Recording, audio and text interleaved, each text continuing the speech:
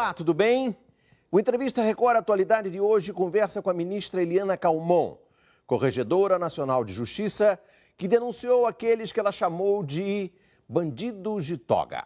Em setembro, agora, 2 anos depois de enfrentar a Caixa Preta da Justiça, ela volta a ser ministra do Superior Tribunal de Justiça. O Judiciário foi o último poder a se abrir. Ela diz: boa parte dos problemas que eu tive vieram de São Paulo.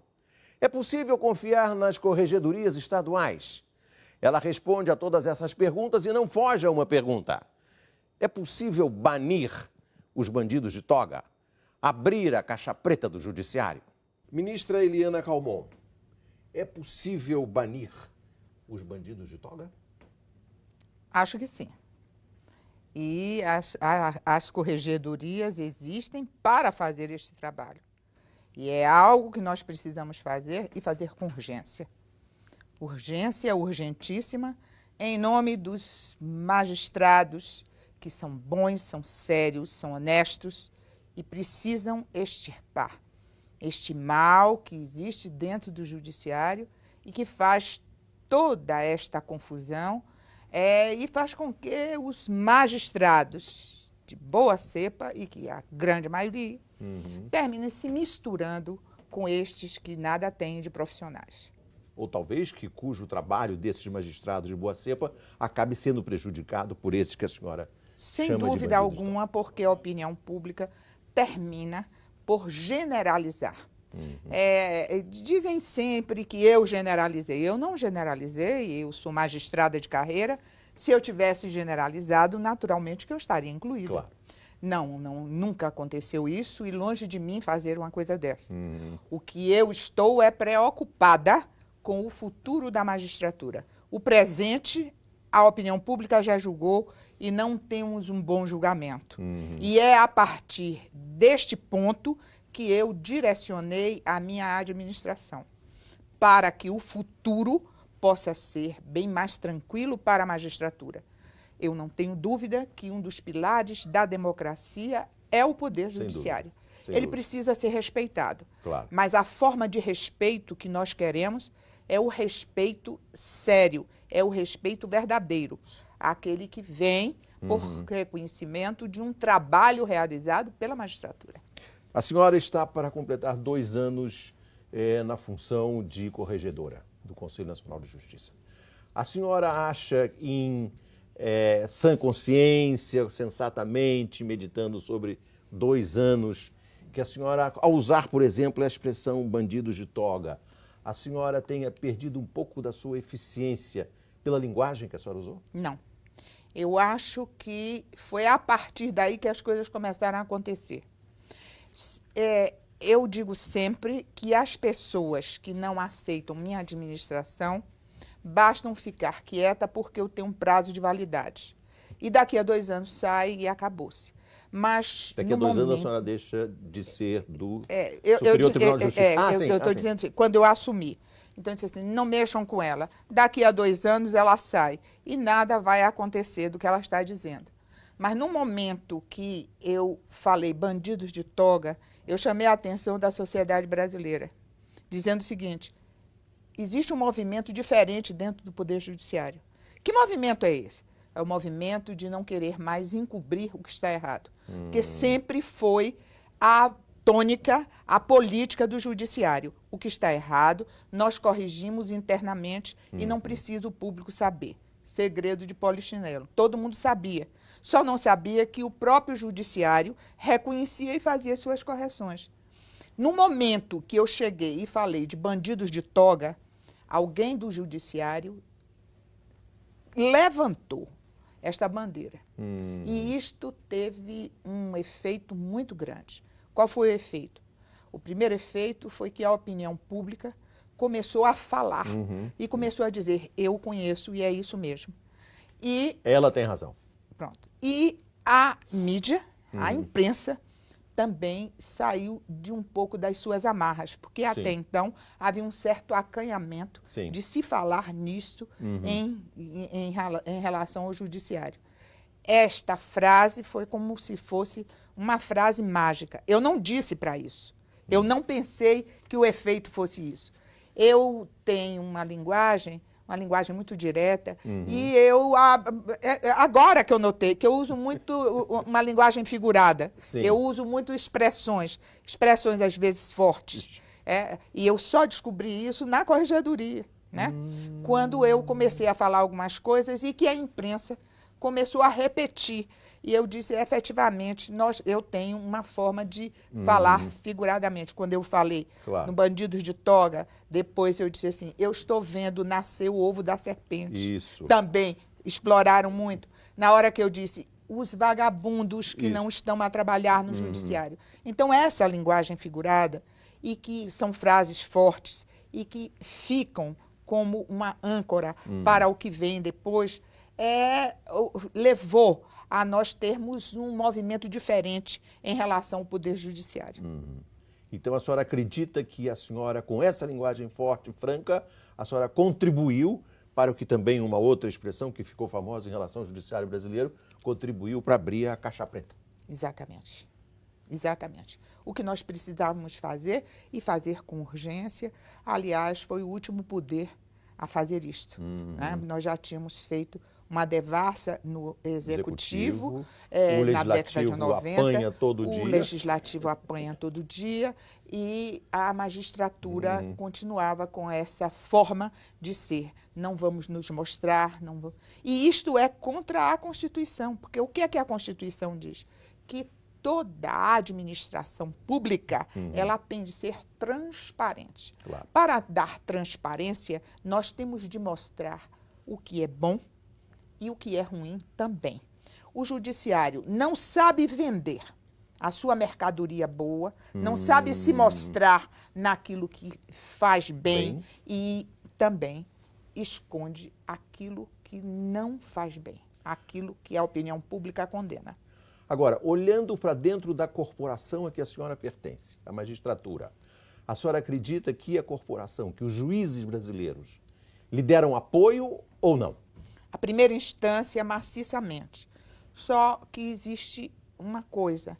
A primeira instância, ela sempre fica calada, refletindo o que é o tribunal. Porque ainda é um poder muito hierarquizado, muito verticalizado. Então, eu tenho manifestações de juízes de primeiro grau que são manifestações belíssimas. Eles começam já a procurar a corregedoria para pedir opinião, para pedir apoio, para pedir orientação, e isso é um sinal de que eles estão acreditando na Corregedoria Nacional. Agora, a segunda instância é um pouco misturado. Alguns magistrados mais sedimentados nessa cultura bonapartista, não aceita, né? Não aceita. É difícil mudar com 50, 60 anos e depois de ter percorrido 20, 30 anos dentro de uma cultura.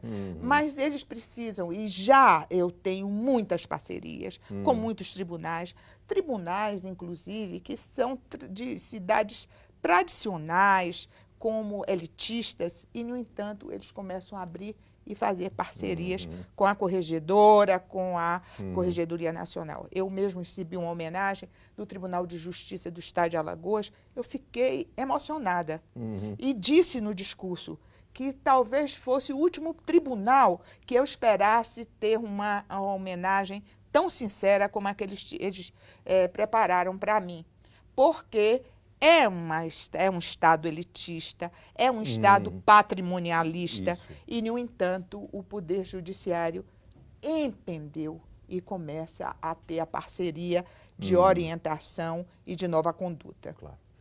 Ministra, a senhora diria que boa parte dos seus problemas, e não foram poucos,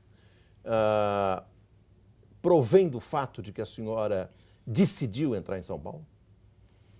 Se a senhora tivesse ficado só nos tribunais do Nordeste, não descesse a São Paulo, a resistência seria a mesma?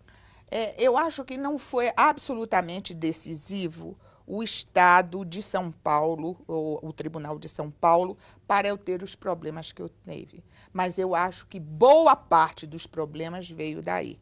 Porque o meu antecessor, o ministro Gilson Dipp, ele fez um trabalho, e eu dei continuidade a esse trabalho. Um O trabalho ministro excelente, elogiado. Elogiado, tanto que eu dei seguimento ao trabalho dele. Eu não mudei nada, apenas aperfeiçoei, porque quando a gente está no ombro do gigante, a gente enxerga mais longe. De forma que eu aperfeiçoei por isso, porque eu segui as pegadas do ministro Gilson Dipp. E o ministro Gilson Dipp fez uma opção. Se ele entrasse em São Paulo, ele só entraria em São Paulo, em mais nenhum lugar. Então, como estava iniciando o trabalho, ele começou pelos estados menores, ele começou pelos estados do Nordeste. E ele usou e usava de uma linguagem forte. Sim. Ele é um homem que tem linguagem forte. Sim. E ninguém nunca questionou. Não. Né? Alguns tribunais ficavam magoados, etc. Por exemplo, na Bahia, o ministro Gilson Dipp chegou a dizer: a Bahia, o Tribunal de Justiça da Bahia, para ficar ruim, tem de melhorar muito. Ele chegou a dizer isso, os jornais publicaram, e não houve nenhum problema. Né? Mas agora, aí a senhora, uma nordestina, chegou a São Paulo. E aí? É uma mulher nordestina e ousada, e chega ao Tribunal de São Paulo. Né? Enfrenta. E eu não enfrentei apenas o Tribunal de São Paulo, eu enfrentei os tribunais grandes. Eu enfrentei o Rio de Janeiro. Sim. Rio de Janeiro também tem donos, né? Tem donos, tem uma cultura bastante ligada a esta elitização, de forma que eu comecei a mexer com os tribunais grandes. E realmente parte dos problemas vem daí. Eles têm um fortalecimento maior. Eu cheguei a ouvir de um advogado famoso, que estava defendendo um desembargador do Rio de Janeiro. Ele disse da tribuna: eu peço aos senhores que tenham consideração com este desembargador que está sendo examinada a questão, porque é um desembargador importantíssimo, de um tribunal de justiça importantíssimo, e os senhores não podem julgá-los como julga qualquer outro. E eu respondi, na hora que fui dar meu voto, que ali todos os desembargadores eram absolutamente iguais e que os tribunais eram tratados igualmente. Se isto não acontecesse, a sociedade brasileira não acreditaria no CNJ. Claro. Foi a minha resposta para ele. Mas isso me deu a dimensão de quanto existe preconceito em relação a grandes tribunais que estão nos estados mais importantes da federação, sob o ponto de vista econômico, né? E como é desprezado o resto do Brasil. Então, nós temos Brasis e nós fazemos julgamentos de forma não igualitária, mas estanques. Daí porque eu digo, voltando à sua pergunta, que efetivamente parte dos problemas vem a partir da minha entrada em São Paulo. Aliás, eu já sabia, tanto que eu também cunhei uma frase que os jornais repetiram muito. Eu entrarei em São Paulo no dia que o Sargento Garcia prendeu o Zorro. E quando o Sargento Garcia chegou a São Paulo, foi possível, né, que o Zorro providenciasse toda uma parafernália para interromper, fazer uma interrupção. E isso fez com que o Brasil todo visse a diferença entre o claro e o escuro. Né? A senhora não confia nas corregedorias dos tribunais estaduais? Olha, dizendo friamente, não confio, fica parecendo que eu estou seccionando as corregedorias. O que eu quero dizer é que nós temos uma cultura, que é uma cultura bastante arraigada a afetos, a amizades. Nós somos todos latinos. E a vida do magistrado é uma vida muito longa, porque nós fazemos concurso, nós ficamos militando conjuntamente durante muitos anos, estamos sempre unidos uns com os outros. E, de repente, o que é que acontece? De repente, eu viro juíza do meu colega, que senta ao meu lado. Eu digo sempre, isso não estaria certo nem nos países nórdicos, onde os nórdicos têm uma forma de proceder mais fria. Eles veem muito mais a instituição do que os afetos pessoais. Imagine um latino, onde os afetos pessoais estão muito mais arraigados. De forma que é impossível uma corregedoria funcionar de uma forma absolutamente institucional. Claro. É um erro muito grande em relação aos desembargadores. Porque o que precisa ser esclarecido é o seguinte, os juízes de primeiro grau são julgados pelo tribunal e a proposta vem do corregedor, mas não é o corregedor que julga o juiz. Ele faz a proposta e o colegiado julga. O colegiado do tribunal. Do tribunal. E em relação aos desembargadores, nem o corregedor, porque são os próprios desembargadores que agem como relator e julgadores.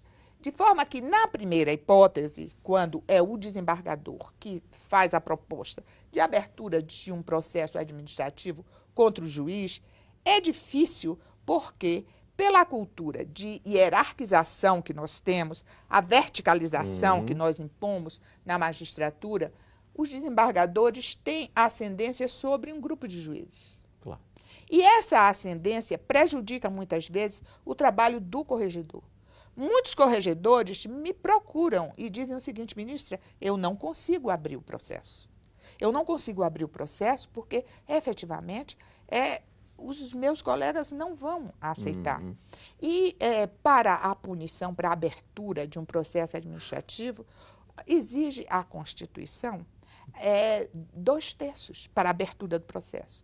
2/3 dos membros do tribunal.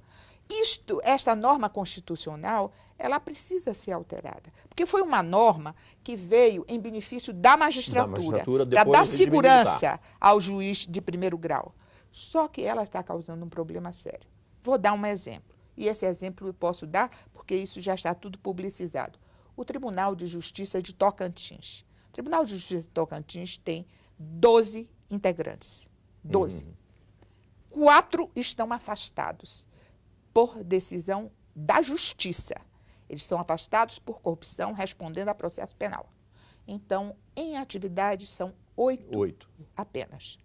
Quando vai abrir um processo administrativo contra um juiz, eu tenho de ter um quórum de 2/3. Não abre. Então, Tocantins não pode abrir processo administrativo contra nenhum juiz. Porque se nós formos contar este quórum, não existe. E mais ainda, esse tribunal tem 4 afastados e 9 respondendo a processo administrativo.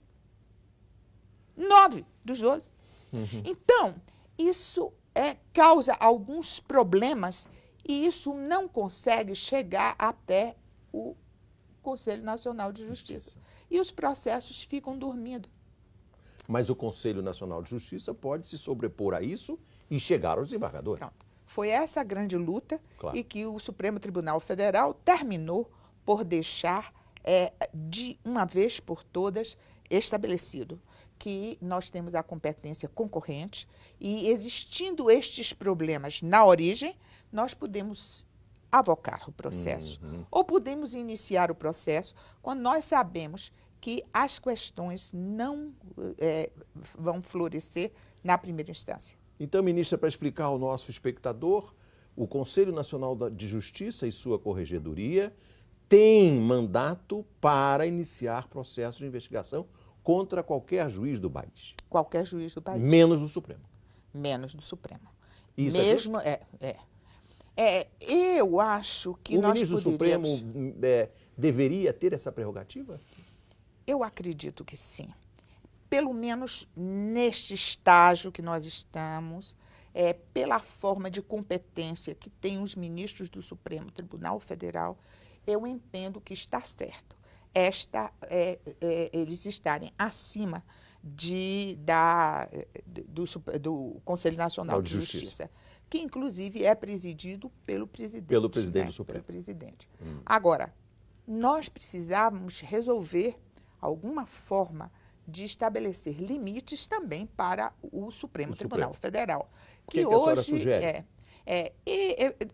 Isso aí são estudos que estão em andamento, onde o Supremo Tribunal Federal passaria a ser Corte Constitucional. Ele seria um órgão político, porque ele julgaria as questões políticas como arte de governar, sobre a Constituição, né? E toda a matéria infraconstitucional, que são as ações comuns, Sim. onde precisa ser dito quem tem razão, se é uma parte ou outra, isso ficaria para as instâncias menores. Né? Desta forma, nós teríamos, sim, uma forma de controle mais equilibrada. Porque hoje, os ministros do Supremo Tribunal Federal são julgados pelo Senado Federal. Sim. Ora, Com o Senado... 2/3. Exatamente. 2/3 dos votos dos senadores. Mas este julgamento, naturalmente, é um julgamento político. Claro. E o Supremo Tribunal Federal hoje atua como um órgão político nas ações diretas de constitucionalidade, né? Nas questões constitucionais.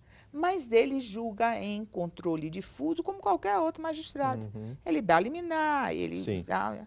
E isto fica fora do controle de quem? Do Senado Federal. O Senado Federal não tem, ele não tem, vamos dizer assim, tecnicismo adequado para fazer um julgamento sobre isso. Sobre uma decisão que não seja sobre a Constituição. Perfeitamente. De forma que estes limites estabelecidos para o Supremo Tribunal Federal são limites que estão ligados a essa atividade de tribunal constitucional.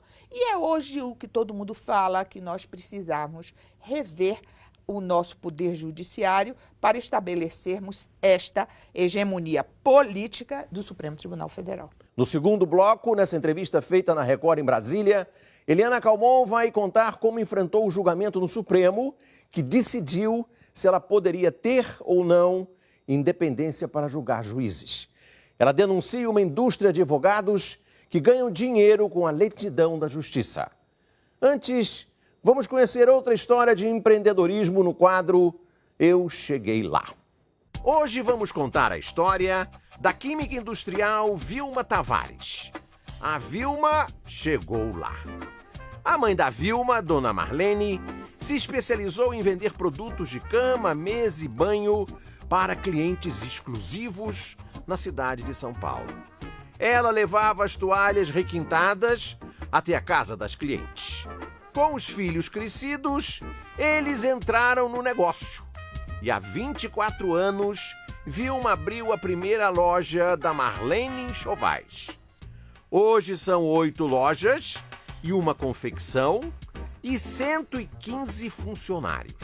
Da primeira loja no Tatuapé até a última do ano passado, Vilma e a família contaram com o apoio do Sebrae. Toda vez que eu tenho alguma ideia, eu quero uma expansão, a primeira coisa que eu faço é consultar o Sebrae. Eles têm informações corretas para o meu tamanho de empresa, ou já estou passando para uma empresa um pouquinho maior, mas até hoje eles são muito necessários. Então, qualquer dúvida que eu tenho, tanto administrativa, financeira, ou de ponto, como abrir um ponto, se um ponto é bom, eu consulto o Sebrae. Com serviço de excelência voltado a um público de alto padrão, a Marlene Enxovais se tornou uma marca própria. Tem uma linha também de perfumes e aromatizantes e importa lençóis e edredons da Europa, especialmente da Itália. Com tanto sucesso, a Vilma quer mais, muito mais.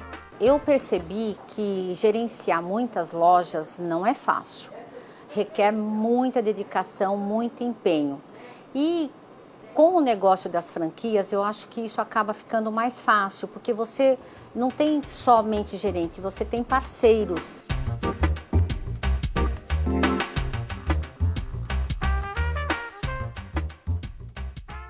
No próximo bloco, o Entrevista Record Atualidade volta com a Corregedora Nacional de Justiça, Eliana Calmon. Quem é mais fácil de investigar, juiz ou desembargador? Já, já.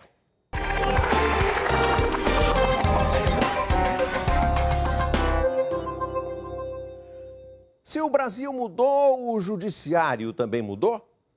O Entrevista Record Atualidade está de volta com a Corregedora Nacional de Justiça, ministra Eliana Calmon.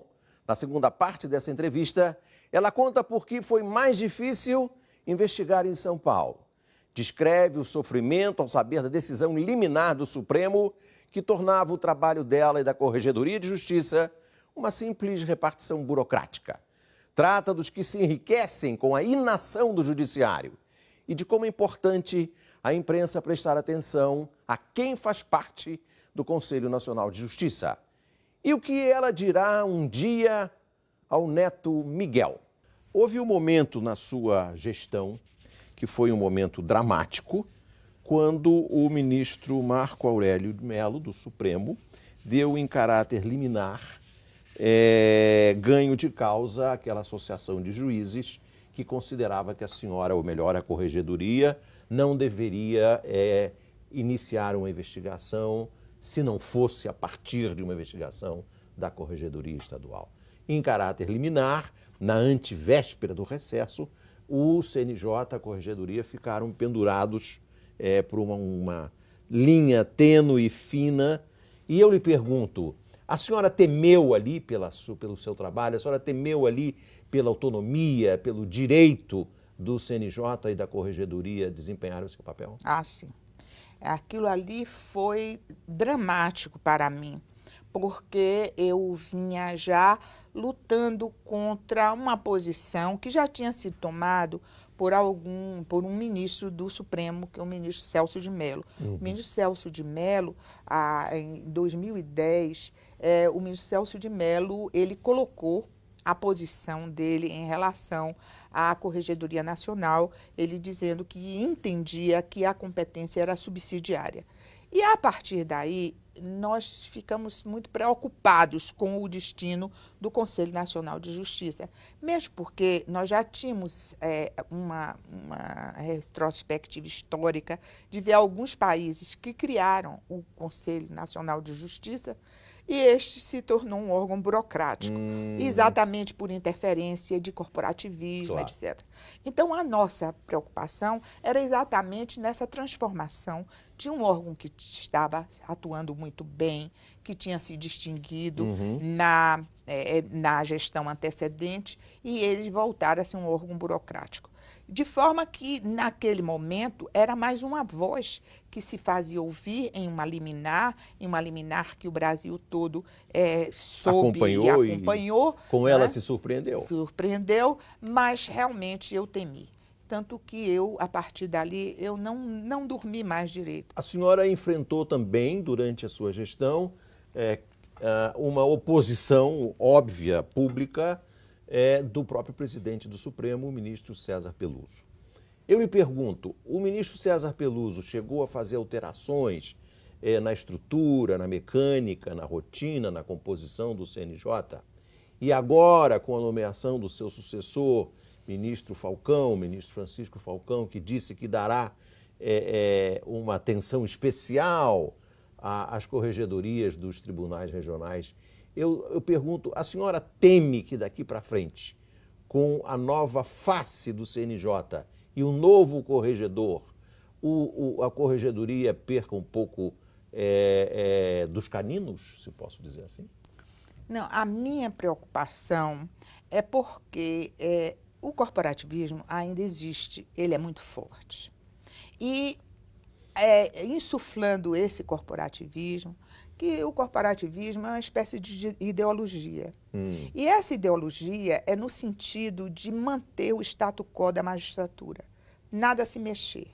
Continuar tudo como era desde a época de Napoleão Bonaparte. Então, vamos discutir o quê? Prerrogativas. Isso não pode mais existir, basta ler a Constituição, verificar quais são as atribuições do Poder Judiciário hoje, que inclusive tem atribuições políticas em relação às políticas públicas traçadas pelo governo e que o Poder Judiciário faz incursões nela. Então, não pode mais. As coisas mudaram radicalmente. Então, qual é a minha preocupação? A minha preocupação é que esse corporativismo ele está sendo usado por alguns segmentos que trabalham à látera da magistratura. Porque o que é que aconteceu? Com a inação do Poder Judiciário, que administrativamente ficou defasado, nasceram segmentos que se enriqueceram. E eles são alimentados pela inação do Poder Judiciário. Claro. E esse pessoal... A indústria da advocacia no Brasil. Pronto. Isso é realmente muito preocupante. E estas pessoas não querem que o judiciário mude, porque a mudança do Poder Judiciário significa até perda de uma parcela do mercado de trabalho. Sim. O mercado de trabalho que vive de liminares, por exemplo. Sim. Né? E recursos. Exatamente. São escritórios que ganham por liminares. E enquanto a liminar está durando, eles estão recebendo mensalmente. Quanto mais o recurso dura, melhor para eles, porque eles ganham mais. Então, isto, na hora que a justiça começar a trabalhar bem, isso vai desaparecer. Então, o que é que acontece? Eles insuflam exatamente a parte da magistratura que, às vezes, por não terem percebido isto, e algumas vezes por interesses eleitorais. As associações vivem muito desse movimento de eleição. Tem magistrados que são verdadeiros profissionais. Eles vivem nas associações. E eles querem fazer com que a magistratura pense que está elegendo alguém que está defendendo os interesses da magistratura. Quando defender interesses da magistratura, é fazer com que a justiça funcione bem. Como a Corregedoria hoje tem feito. O que é que nós estamos fazendo? Qual é a política da Corregedoria Nacional?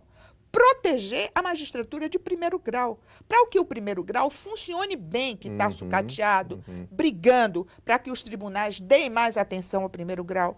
Mas eles não fazem isso. Hoje, o que nós precisamos é eleger bem os membros que irão compor o Conselho Nacional de Justiça. Representantes que entendam e façam com que a magistratura funcione, o Poder Judiciário funcione bem. Claro. Quer dizer que a composição do Conselho Nacional de Justiça, para a senhora, é um aspecto tão crítico quanto, por exemplo, a nomeação de um ministro do STJ ou ministro do Supremo? Talvez até pior. Eu acho que o Conselho Nacional da Magistratura é de uma importância tal, nesse momento de reconstrução do Poder Judiciário, que talvez seja até mais importante do que o julgamento, a nomeação de um ministro. De uma corte alta. Alta. Quer dizer que nós, jornalistas, temos que passar a acompanhar melhor essa composição. Sim. Eu já chamei a atenção, em algumas entrevistas para este ponto, porque hoje a elite, como eu chamei, a elite podre do país. Né? Ou seja, as pessoas que têm influência, mas que não querem que a justiça efetivamente funcione. Eles já estão preocupados com a eficiência do Poder Judiciário, do Conselho Nacional de Justiça. Quer dizer que eles são os beneficiários, os mercenários da lentidão e da impunidade. Pronto. Na medida que o povo brasileiro adotou o Conselho Nacional de Justiça, porque foi isso que aconteceu nesse país. Eu fiquei emocionada em ver, porque é o motorista de táxi. Tem um blog na blogosfera que chamava a senhora de a heroína baiana. Pois é. Coisas assim incríveis, porque a sociedade brasileira se apropriou do Conselho Nacional de Justiça. Mas, ministra, deixa eu fazer uma ponderação aqui, talvez de polichinelo. Só foi possível haver um Conselho Nacional de Justiça, uma corregedoria, com o ministro Dipp, com a senhora, porque o Brasil tinha mudado. Exatamente. E apesar da liderança que a senhora exerceu nesse processo todo, hoje que os brasileiros admiram tanto, o papel que a senhora desempenhou, o Brasil mudou, quer dizer, o retrocesso fica mais difícil? Ou a senhora acha que eu sou um pouco poeta? Eu fico preocupada porque a corrupção no Brasil é muito poderosa. E existe uma corrupção que ela age como se fosse cupim. Ela vem de uma forma absolutamente disfarçada, pegando segmentos que muitas vezes não têm muita consciência. Então, a magistratura ainda está muito frágil nesta nova república, porque as cúpulas ainda não estão absolutamente sintonizadas com um novo modelo constitucional de poder judiciário. E é exatamente no momento dessa fragilidade. E interessante, eu digo isso, e eu só tive essa percepção como corregedora. E eu digo o seguinte, foi o cargo que eu exerci que mais me gratificou. Porque eu conheci as entranhas do Poder Judiciário. Eu posso estar hoje aqui dando essa entrevista com muita serenidade, porque eu conheci isso como corregedora. E tenho essa percepção, que é difícil porque existe um movimento, e esse movimento é um movimento poderoso. E eu conversava com o professor Joaquim Falcão. Sim, meu amigo. E o professor Joaquim Falcão é um grande amigo. Nas horas difíceis, eu sempre recorria a ele, ele sempre tinha uma palavra muito boa para mim. E ele me disse assim, olha, isto é como filme antigo, onde a cavalaria avança e recua. E quando recua, o inimigo pensa que ganhou a batalha. Não é assim. Eles vão avançar novamente. De forma que a sua luta não acabou. Não. Então, Não. a luta não acabou. E a senhora ainda tem 2 anos de ministra do STJ com direito a púlpito. Eu talvez não tenha, porque o púlpito me foi dado em razão da relevância do cargo. Aonde a senhora for, a Muita senhora vai ter um consciência banquinho para disso, ficar em cima podendo falar. Ministra Calmon, a senhora me contou que teve que ir para um apartamento maior para poder acolher na sua casa um neto. Que a senhora ganhou um neto. E quando a senhora for conversar com esse neto, é um menino ou menina? É menino. Menino? Como é que chama? Miguel. Miguel. Quando a senhora for conversar com o Miguel e o Miguel já tiver percepção para entender, o que a senhora vai dizer sobre quem foi a vovó Eliana?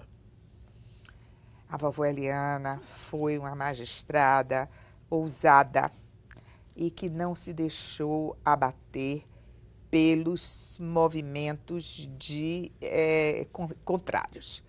A vovó Eliana foi uma teimosa que enfrentou todos os obstáculos porque sempre teve em mira os seus ideais. E o nada mais gratificante do que a gente lutar pelos seus princípios, pelos seus ideais, como eu digo aos magistrados. Diz, cheguei até aqui, fui acarinhada pelo Poder Judiciário, porque exerci todos os cargos na magistratura. Chego à última instância, porque o Supremo Tribunal Federal não é Poder Judiciário em instância. É uma escolha presidencial.